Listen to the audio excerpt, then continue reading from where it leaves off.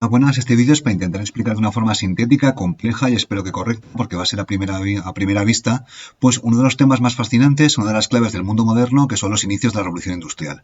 Como pone en la presentación, voy a hablar del periodo inicial y del Reino Unido entre 1750 y 1840. Bueno, vamos allá. Primero, la revolución industrial es importantísima porque básicamente la producción de productos elaborados, la industria crea riqueza. Antes en el pasado había artesanos espectaculares que producían productos de altísima calidad para reyes y príncipes y para nobles, pero estos productos de altísima calidad pues no los tenía la población. A partir de la revolución industrial, estos productos, este aumento de producción va a repercutir en que haya muchos productos para la gente de clase media, clase alta, incluso de clase baja. Entonces, ¿por qué se produce esta revolución industrial? Hay dos preguntas. Una, ¿por qué tiene lugar en el siglo XVIII? Y la segunda pregunta, ¿por qué aparece en el Reino Unido, que era un país importante, pero podemos decir de tamaño medio dentro del marco europeo? Entonces, yo aquí voy a distinguir en esta presentación entre revolución industrial, que la voy a ceñir al Reino Unido, que es el lugar donde inicia este proceso económico y social, y luego la industrialización, que es el proceso mediante el cual regiones o países pues imitan o siguen el patrón británico y se industrializan y adquieren las vías de modo de producción industrial. Bueno, a partir de aquí, ¿por qué se inicia en el Reino Unido la revolución industrial? Voy a hablar de prerequisitos para prerevoluciones, las bases de la revolución industrial, podríamos decir como si fueran pues, los fundamentos, el zócalo, las plataformas. Podemos hablar de una revolución demográfica, el aumento de población, mejoras en el transporte, la revolución agrícola o la revolución industriosa. Sobre estas bases pues va a tener lugar la revolución industrial. También podemos hablar de otros factores que son típicos del mundo británico, como son, por ejemplo, un ambiente liberal, una libre circulación de ideas, había muy poquita censura en el Reino Unido. Uno importantísimo, lo voy a marcar porque muchos autores consideran que este es el fundamental, la acumulación de capital. El Reino Unido era un país muy rico, con una clase media o media alta bastante próspera. Este capital pues había acumulado a través del comercio internacional, pues o de la India, entonces, en el Reino Unido había un mercado de clase media alta bastante importante. También había un capital humano formado. Los artesanos británicos eran bastante buenos con las micromejoras. Es decir, no es que tuvieran una cultura especialmente elevada, pero sí que tenían el know-how, el saber hacer, y luego fueron capaces de hacer muchas mejoras tecnológicas de nivel micro o no tan importantes, que en la práctica fueron constantes y que permitieron muchos cambios tecnológicos que iniciaron o desarrollaron la revolución industrial. Entonces, hemos visto las bases de la revolución industrial, las revoluciones, y luego estos factores de los cuales el más importante parece ser la acumulación de capital.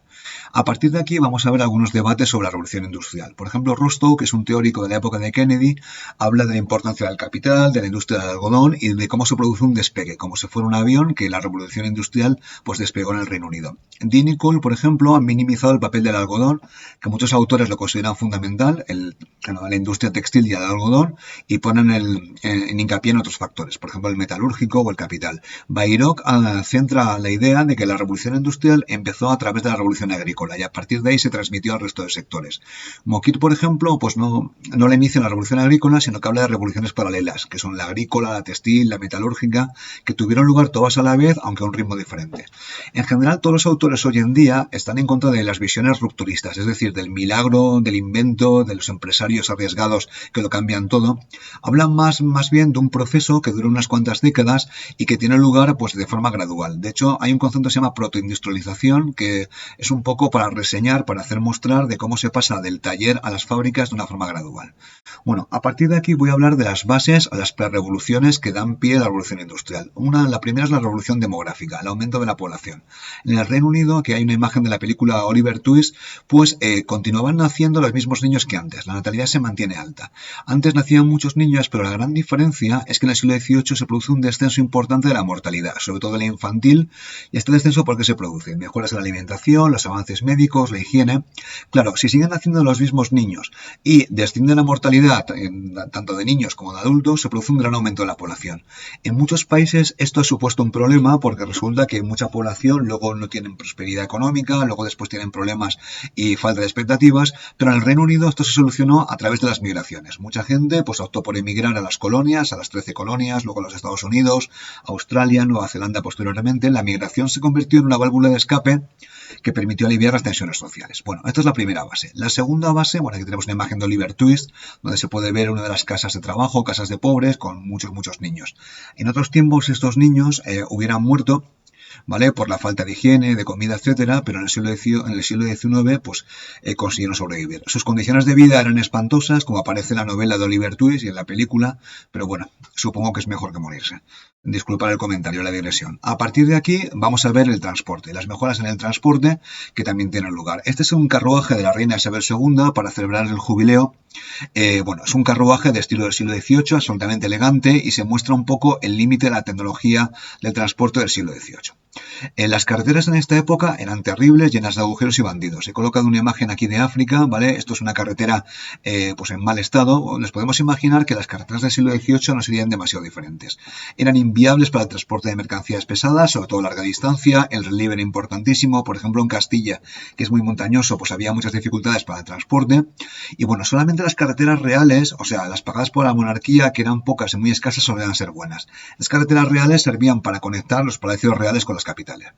Y luego está el modelo inglés. En el Reino Unido se produce o se tienen lugar las carreteras de peaje, Turnpike Roads, que es lo que va junto, donde una empresa pues cobraba un peaje a aquellos que circulaban por esta carretera, pero a cambio se encargaba de mantenerla en un estado ligeramente razonable. Este modelo inglés parece que tuvo bastante éxito y parece ser que las carreteras en el Reino Unido eran mejores en general que en el resto de Europa. Aquí tenemos imágenes de métodos de transporte del siglo XVIII. Podemos ver un carruaje que tenían amortiguadores, pero aún así, si la carretera era mala, el viaje eran bastante espantosos. Y luego tenemos el amortiguador más efectivo, que es el ser humano. Entonces, en algunos sitios como en China o como en Asia, el uso de palanquines tenía sentido porque los transportistas eran capaces de adaptarse al terreno, con lo cual era un viaje mucho más relajado que en carruaje. Bueno, en las carreteras de la Europa del siglo XVIII abundaban los bandidos. Aquí tenemos un referente español muy típico, Curro Jiménez, que luego tuvo serie de televisión. Y aquí tenemos un referente británico, Dick Turpin, que es un famoso bandolero del siglo XVIII. Es una especie de héroe bandido. No solamente se tardaba mucho por las carreteras, eran difíciles, sino que además corrías el peligro de ser asaltado. Bueno, otra forma de transporte del siglo XVIII eran los canales. Los canales son ríos artificiales, que son obras de ingeniería carísimas, que se utilizaban para abastecer, para el transporte de productos muy pesados. Se utilizaban para abastecer a las ciudades, que necesitaban muchos alimentos todos los días, y bueno, algunos países como Francia y China, que tenían monarquías muy poderosas, los pudieron construir, pero en España y el Reino Unido no se acaban. De hecho, en estos países se opta por la navegación costera, que era mucho más eficiente que construir un gran canal, que era una opción que era muy complicada a nivel de ingeniería y además era complicado de construir y podían ocurrir accidentes. Bueno, aquí tenemos una imagen de un canal francés del siglo XIX. Es una fotografía, obviamente, donde se puede ver pues, este tipo de canales. Permiten transportar mercancías pesadas de forma bastante rápida para lo que podía ser a las ciudades y alimentarlas. Bueno, ahora voy a hablar de una de las revoluciones más importantes, que es la revolución agrícola, que tiene lugar en el siglo XVIII. La revolución agrícola pues cambia la forma en la cual se producía. En primer lugar, porque se comienzan a roturar nuevas tierras. Principalmente las marismas o los pantanos, que son zonas con mucha agua, obviamente se desecan, es decir, se les quita el agua. Estas marismas antes estaban llenas de mosquitos, de enfermedades, pero son tierras muy fértiles. Cuando se desecan, pues se utilizan para producir pues, productos de alta productividad. Por ejemplo, en Valencia, la Albufera, que era una marisma, es una tierra muy fértil donde se produce arroz. Luego, además, se importan de América, aunque ya se conocían, productos de alta productividad como la patata y el maíz. La patata era un alimento que se utilizaba para los cerdos, para los animales, pero a partir del siglo XVIII comienza a ser consumida por humanos. Es un alimento muy nutritivo, engorda muchísimo y se convirtió en el alimento de las familias pobres. Luego también se importan nuevos productos exóticos, café, cacao, tabaco, que tienen un altísimo valor añadido, y luego sobre todo una mejora productiva de la tierra. Los tractores mecánicos no aparecen en esta época, pero sí que es cierto que se mejoran las técnicas de cultivo. Las peores tierras, por ejemplo en Teruel, en España, en la meseta, se utilizaba el barbecho bianual, es decir, se dejaba descansando el 50% de la tierra. En las tierras más o menos decentes se utilizaba la rotación trianual. Un tercio de la tierra se dejaba descansar, recuperando la fertilidad, y luego el resto se cultivaban cosas. Y luego después en el Reino Unido y los Países Bajos se utiliza lo que se llama el sistema Norfolk o rotación cuatrienal. Esto es más fácil de ver que de explicar. Aquí tenemos un esquema del sistema Norfolk. Se divide la tierra en 4 partes. En una de ellas se cultiva trigo, que es para los seres humanos. En otra que normalmente se hubiera dejado vacía sin cultivar, en barbecho, se cultivan nabos o otros cultivos de raíz. Estos cultivos, los nabos, permiten regenerar el suelo y permiten que recupere la fertilidad. Luego después esto no se consumía por los seres humanos, sino por el ganado. Pero al mismo tiempo puedes tener aquí alimento para los humanos y alimento para el ganado, que también es para los humanos. Luego en otra parte se dejaban tréboles y en otra cebada. Con lo cual, con este método, el sistema Norfolk, se puede aprovechar la tierra al 100%. Con lo cual, es un método por lo menos un 33% más eficiente que la rotación trienal. Se llama el sistema Norfolk porque el promotor de esto fue Lord Townshend, el duque de Norfolk, también conocido jocosamente como Lord Nabo, que es un noble británico muy interesado en temas agrícolas que, bueno, promovió en sus tierras y promovió el sistema. Esto demuestra que la nobleza no siempre eran gandules o holgazanes, sino que a veces, muchos de ellos, pues intentaban promover la industria y la economía en sus territorios. Bueno, la revolución agrícola, aquí estoy siguiendo a Bayrock, genera un ciclo virtuoso que va a tener unas consecuencias bastante espectaculares y muy buenas en el Reino Unido. Primero, al haber más comida, al aumentar la producción, aumenta la oferta, bajan los precios. Y como bajan los precios, hay una mejor alimentación, con lo cual esto implica que se produzca la revolución demográfica. La revolución demográfica pues aumenta la población, como ya hemos visto.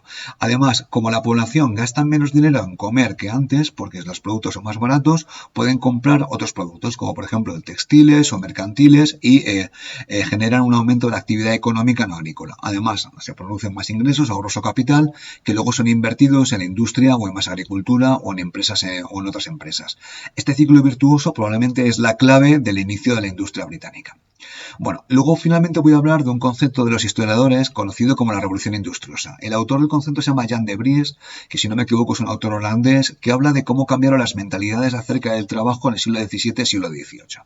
Es un concepto historiográfico de historiadores y que, bueno, se habla que en el siglo XVII y siglo XVIII se comienza a producir más, a trabajar más y de forma diferente. En particular se hace referencia a que los talleres urbanos que estaban en las ciudades colaboran y piden trabajos a los campesinos del mundo rural. Es decir, los campesinos en sus épocas donde no había mucho trabajo en el campo, pues tejían, hilaban, hacían productos para los talleres urbanos. Esta revolución industriosa, este aumento del trabajo se traduce en un espíritu de trabajo duro, pues puritano que se puede decir, y esta famosa frase de Benjamin Franklin del tiempo es oro y time is money, el tiempo es dinero. Este cambio de mentalidad se puede decir que pone las bases de la revolución industrial posterior. Bueno, he hablado de las claves de la revolución industrial. A partir de ahora voy a hablar de los sectores donde tiene lugar la revolución industrial. No puedo hablar de todos, pero puedo hablar del textil, del metal, del ferrocarril y el aumento del comercio. Bueno, vamos allá. En la ropa, el nacimiento de la industria textil moderna. Obviamente la gente se había vestido con anterioridad, pues la industria textil o del tejido pues tenía una amplia tradición. El material más normal para la industria de la ropa, del textil, era la lana. Aquí tenemos un ejemplo de oveja merina, que era típica de Castilla, de la península ibérica, que producía una lana de altísima calidad. Este tejido, la lana, es sustituido en el siglo XVIII por el algodón en rama, que se producía en zonas exóticas y que sustituye a la lana que era producida con las ovejas. Bueno, ¿qué pasa? El algodón tiene muchas ventajas. Es una ropa más ligera, confortable, es más fácil de tintar. De hecho, se empieza la moda porque con los tintes se pueden hacer diferentes modelos. Era más complicado de trabajar que la lana, por ejemplo, pero mucho más barato que la seda, que era el gran producto de altísima calidad que podía competir con el algodón. Entonces el algodón tiene la ventaja de que se puede más o menos tejer como la lana y al mismo tiempo es más barato. Bueno. El proceso textil empezaba en zonas bastante exóticas, se recogía el algodón en rama en las colonias de América del Norte, cultivado por esclavos, en Egipto y en la India. Era un trabajo durísimo, se cogía el algodón en rama y a partir de ahí se transportaba a una zona industrial y el primer paso era convertirlo en hilo. En la fase del hilado se convertía ese algodón en rama en hilo. Hemos visto que eran unas bolas de algodón, se convertían en hilo. A partir de aquí luego había una fase que era el tejido, crear la tela. Cuando una vez la tela estaba hecha, entrábamos en la fase del estampado con tintes y motivos, estamos hablando de que se crea la moda. De hecho, en este momento se aparece lo que se llaman las indianas, que eran un tipo de tejidos típicos de esta época, del siglo XVIII. Luego la moda cambiará muchísimo, pero las indianas se puede decir que fue la primera moda del siglo XVIII. Entonces, la ropa era un mercado importante, como ya he comentado, hasta 1740 o 50 la lana y la seda eran los productos, los tejidos que tenían la primacía, que estaban ganando. El algodón era marginal, pero se pone de moda a partir de que el Reino Unido conquista la India en 1760, la Guerra de los 7 años. A partir de aquí, el algodón se impone y en cierta parte esto viene dado porque los artesanos del algodón, los talleres artesanos no tenían gremios, con lo cual había mucha libertad de entrada, mucha libertad mercantil y empresarial y eso hace que el algodón se coma la lana literalmente. Bueno, a partir de aquí se incorporan máquinas que mejoran el hilado o el tejido. Tenemos la Juanita la hilandera, Spinning Jenny, la Mula Jenny, etcétera. Aumenta la producción muchísimo, aumenta la productividad y no baja la calidad, con lo cual los textiles británicos son más baratos, mejores y más abundantes que los del resto de países. Es una paradoja que muchos trabajadores se quedan en paro y aparece un fenómeno, trabajadores y trabajadoras, porque había muchas mujeres implicadas en la industria textil.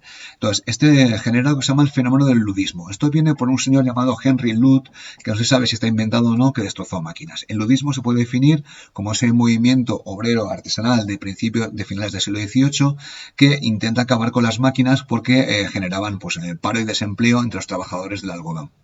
Bueno, el ludismo tiene algunos eventos bastante famosos, pero no consigue parar el progreso. Y bueno, lo único que causa algún problema son las guerras napoleónicas. Napoleón Bonaparte intentó que el resto de países no comerciaran con el Reino Unido, el famoso bloqueo continental. Y bueno, parece ser que las guerras napoleónicas frenaron el crecimiento británico, pero cuando acabaron, pues la economía volvió a crecer.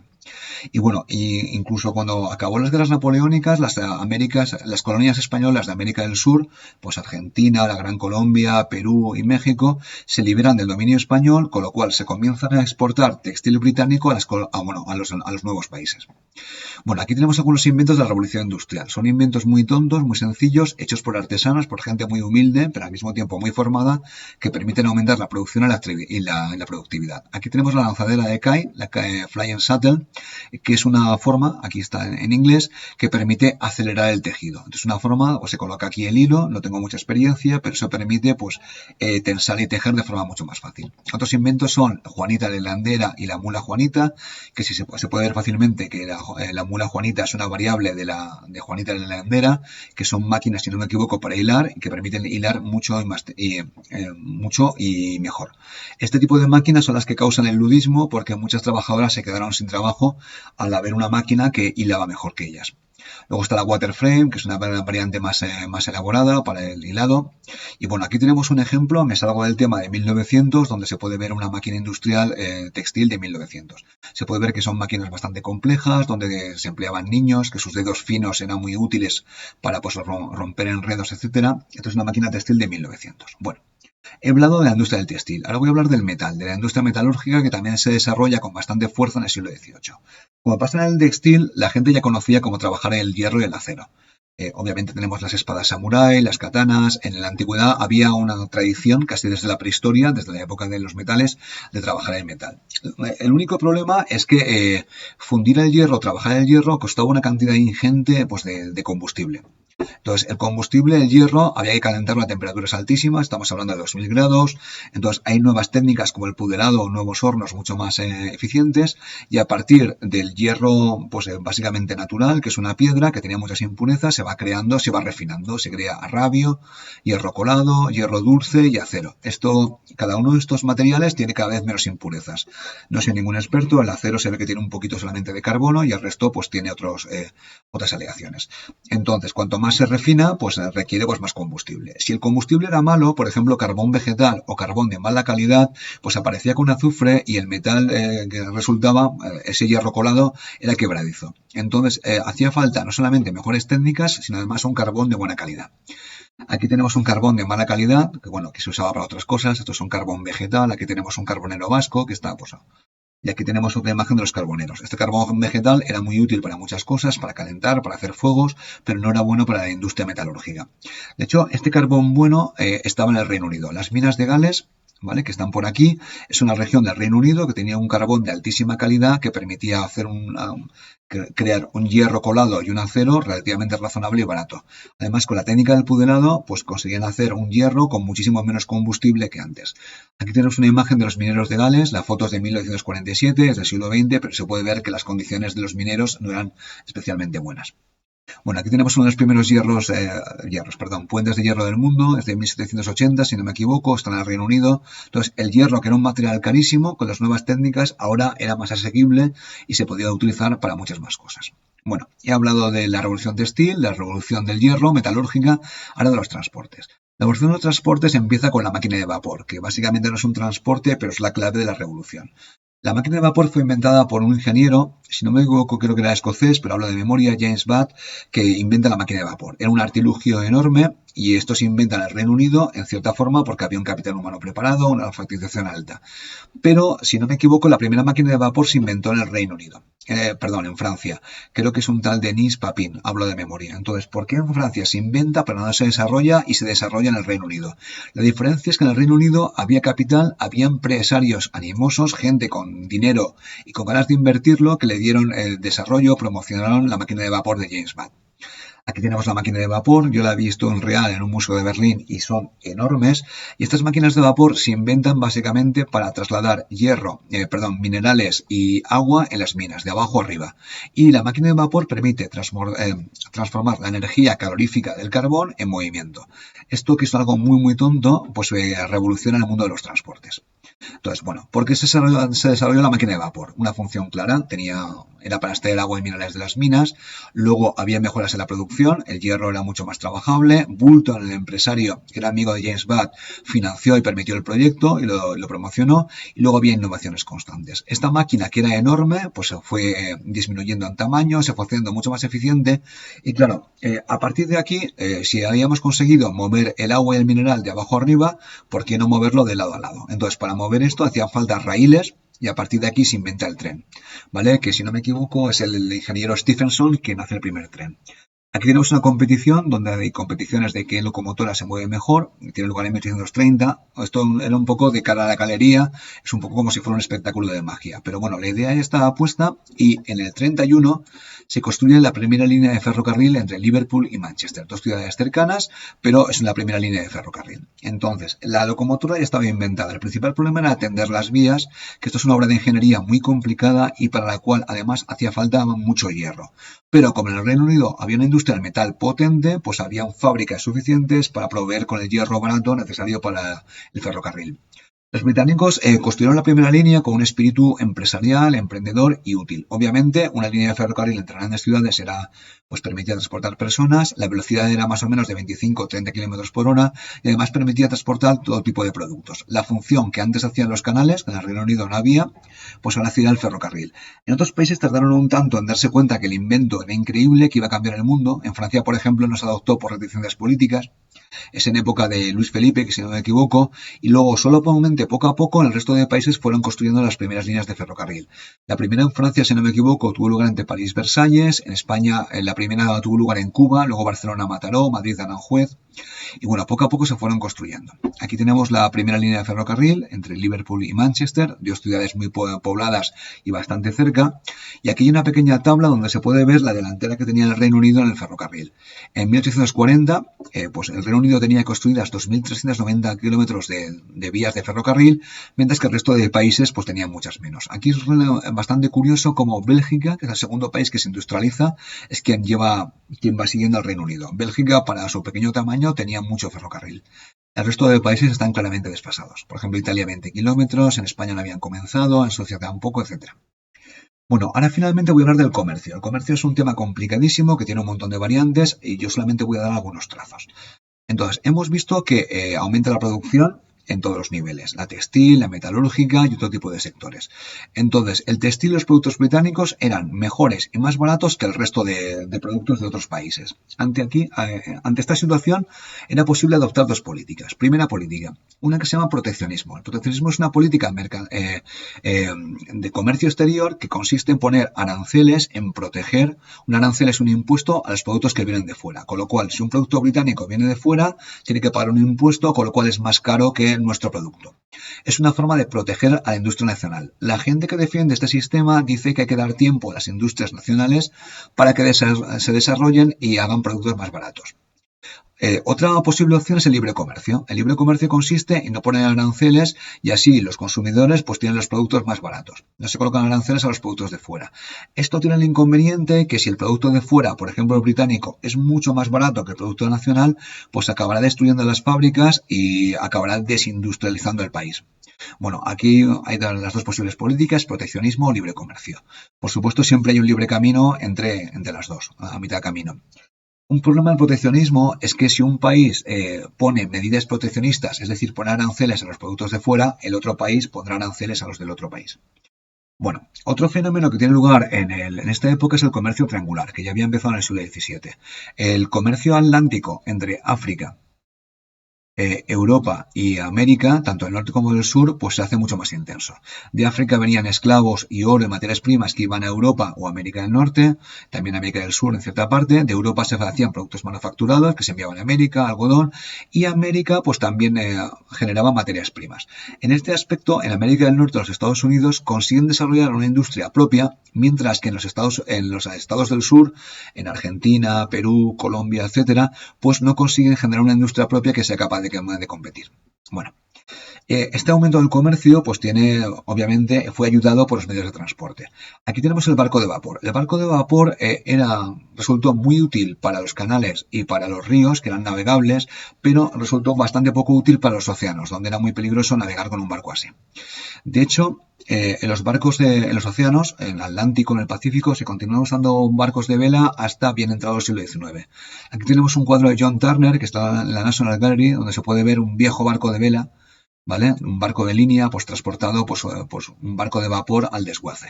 Este cuadro es espectacular, es muy bonito, pero en realidad no refleja, porque en esta época se siguen fabricando barcos de vela, son los famosos Clipper. Los Clipper, aquí tenemos uno, eran barcos muy navegables, de vela, bastante rápidos, con una gran capacidad de carga, y continuaron, pues, siendo los protagonistas del comercio internacional hasta final del siglo XIX.